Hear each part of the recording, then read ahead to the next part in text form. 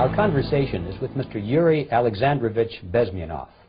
Mr. Bezmenov was born in 1939 in a suburb of Moscow. He was the son of a high-ranking Soviet Army officer. He was educated in the elite schools inside the Soviet Union and became an expert in Indian culture and Indian languages.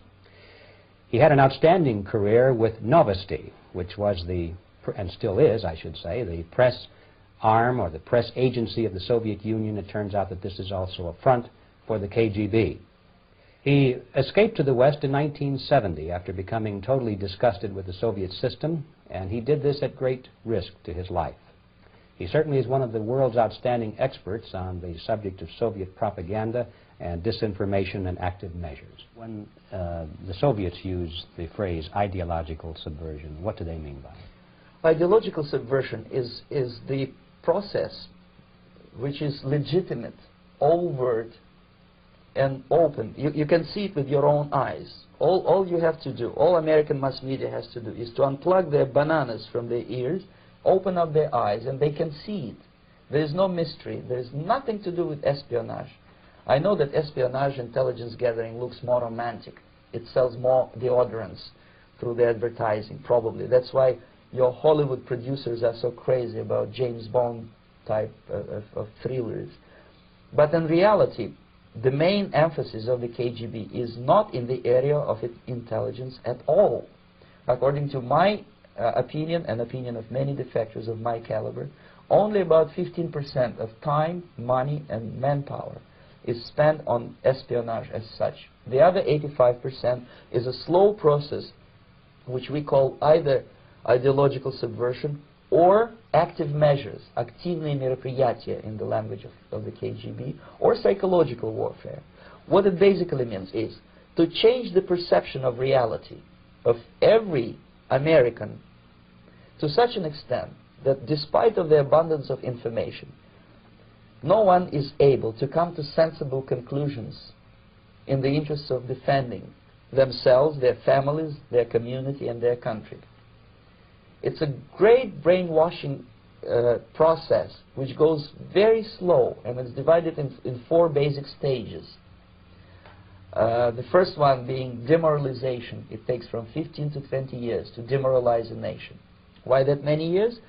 Because this is the minimum number of years which requires to educate one generation of students in the country of your enemy, exposed to the ideology of the enemy. In other words, Marxism-Leninism ideology is being pumped into the soft heads of at least 3 generations of American students without being challenged or counterbalanced by the basic values of Americanism, American patriotism.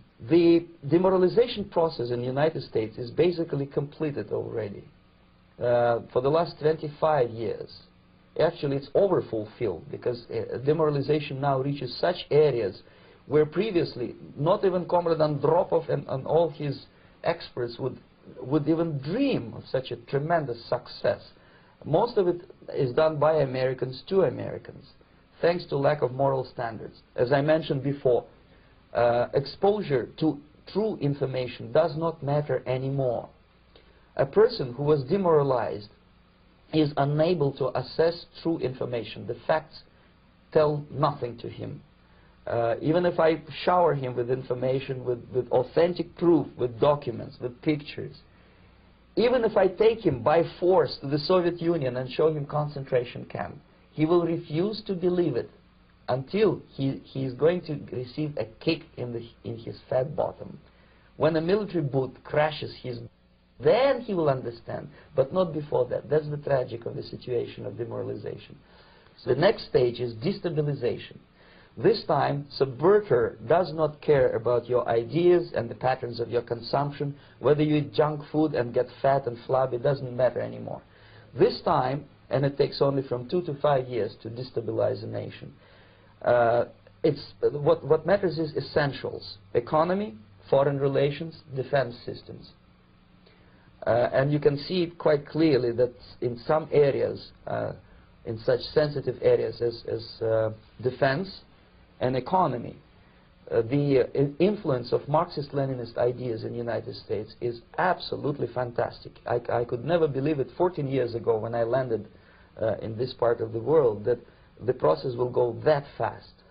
The next stage, of course, is crisis. It may take only up to 6 weeks to bring a country to the verge of crisis. You can see it in Central America now.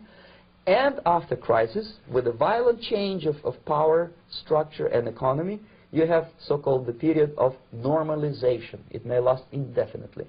Normalization is a cynical expression borrowed from Soviet propaganda. When the Soviet tanks moved into Czechoslovakia in '68, Comrade Brezhnev said, now the situation in brotherly Czechoslovakia is normalized.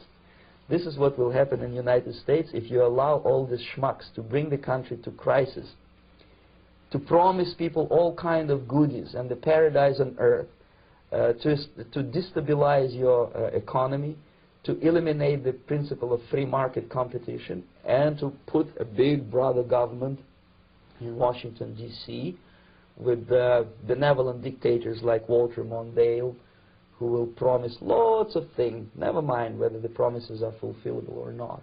Your leftists in the United States, all these professors and all these beautiful civil rights defenders, they are instrumental in the process of the subversion only to destabilize the nation. When their job is completed, they are not needed anymore. They know too much. Some of them, when they get disillusioned, when they see that Marxist-Leninists come to power, obviously they get offended.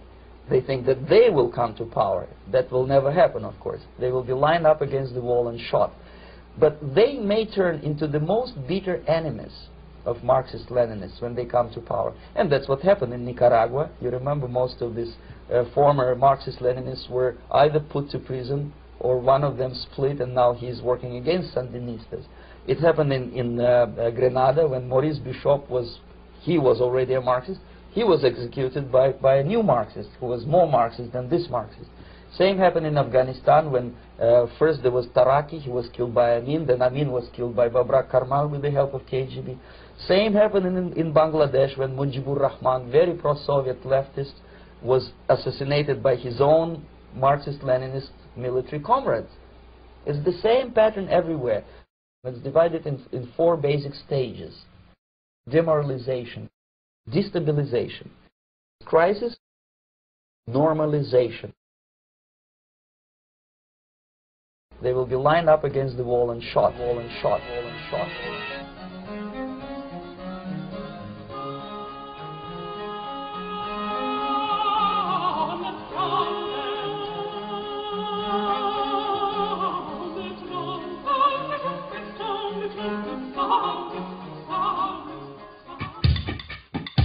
Hey! Is this my turn? You want me to sing now? Okay.